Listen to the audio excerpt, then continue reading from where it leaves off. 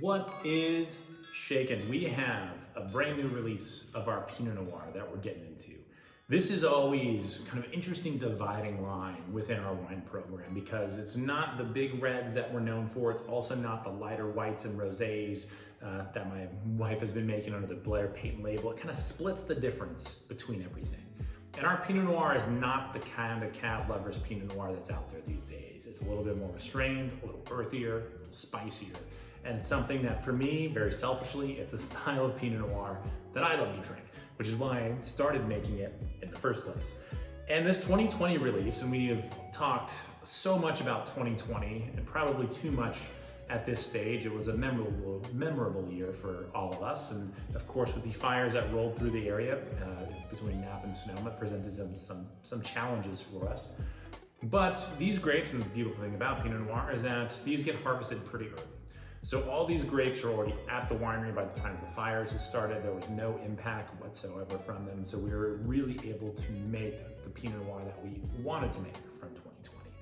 Now, what's interesting about this Bennett Valley Pinot Noir is that the even years and the odd years tend to be very, very similar. The even years tend to be a little bit more structured, a little bit more bite, a little bit more intensity to them, while the odd years really tend to be a little softer, a little bit more approachable in their youth. And for whatever reason, I can't explain it. It's just kind of the way it has happened over recent years since we started making it in 2015. We've been making Pinot Noir since that time, and that's how it's been. It's the odd years tend to just be very silky, very approachable. The even years tend to need a little bit more time, which is why we let this 2020 Pinot Noir age for 2.5 years before we finally released it.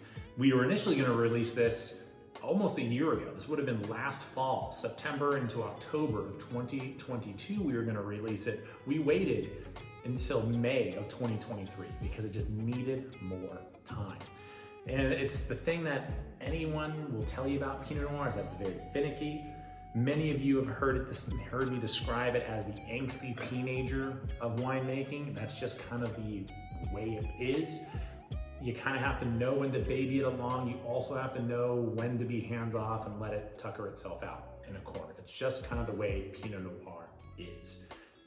With that in mind, that's why there's a little bit more flexibility in when we bottle this wine, also when we release this wine, because depending on what this wine is doing, I'm gonna make a certain judgment call to make sure it gets to you right where I want it.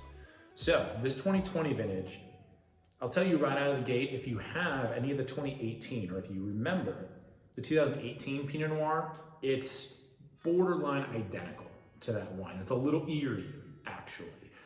Very, very similar where the 2018 is and was when it was a little bit younger.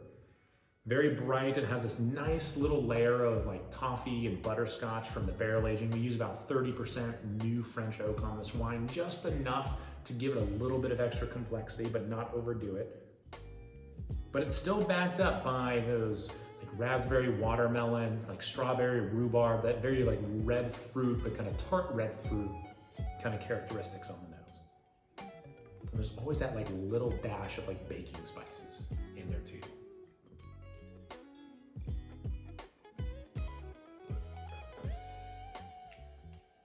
And all that really translates to the palate.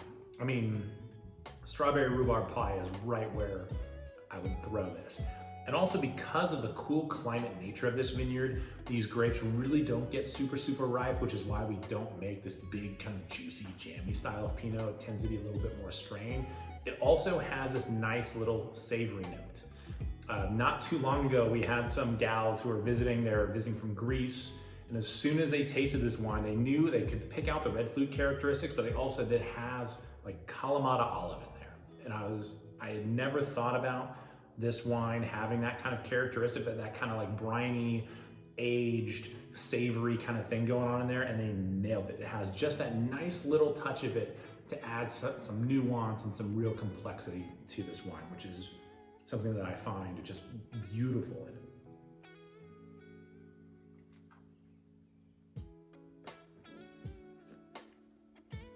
And there's still a big structure. As far as, I mean, we don't make like a jammy style of Pinot Noir, but this one's chewy. There's big tannin, The acidity is really, really nice. It kind of just blends in really, really well. This is gonna be a Pinot Noir that you could drink it now on its own, especially if you like a little bit bigger, bolder flavor in your red wines, or if you pair this up with any kind of food. I mean, Pinot Noir in our lineup really tends to be the Swiss Army knife of what we do. It is meant to go just with something kind of lighter. Think of, you know, your fish or game meats. It can go with a great salad. It can go with just some cheese and charcuterie. I mean, it is meant to go with just about everything.